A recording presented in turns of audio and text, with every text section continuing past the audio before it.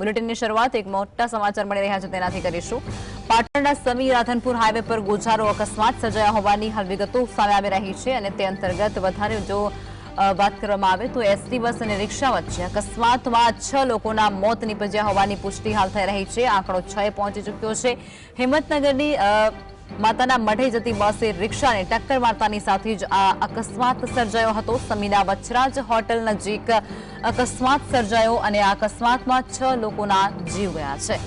પાટણના સમી રાધનપુર હાઈવે પર ગોઝારો અકસ્માત અને અકસ્માતમાં 6 લોકોના મોત। સંવાદદાતા અલ્કેશ જોડાઈ ચૂક્યા છે ફોન લાઈન પર।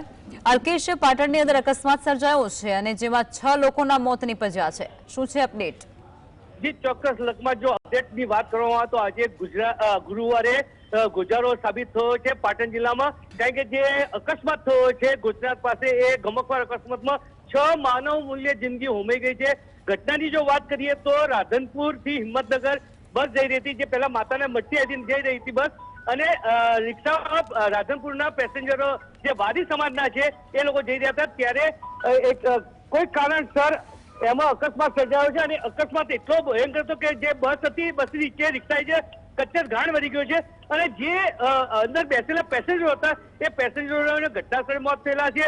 આ ઘટનાની જાણ થતા પોલીસ 108 તેમજ ધારાસભ્ય એસપી સહિત પહોંચ્યા છે અને જે દબાયેલા હતા એ ક્રેનની મદદથી જે ડેડ બોડી છે એને કાઢવાની કામગીરી હાથ ધરાઈ હતી અને આ લોકોને પીએમ માટે સમી મોકલવા। પરંતુ જે ઘટના ઘટી છે ખરેખર દુઃખદ છે, કારણ કે આ જે અકસ્માત થયો છે બિલકુલ કહી શકાય બસ રિક્ષાની નીચે કેવી રીતે આવી ગઈ છે અને આ જે દબાણ જે દબાઈ ગઈ કચ્છર ઘાણ છે એ અકલ્પનીય કહી શકાય એવો અકસ્માત થયો છે।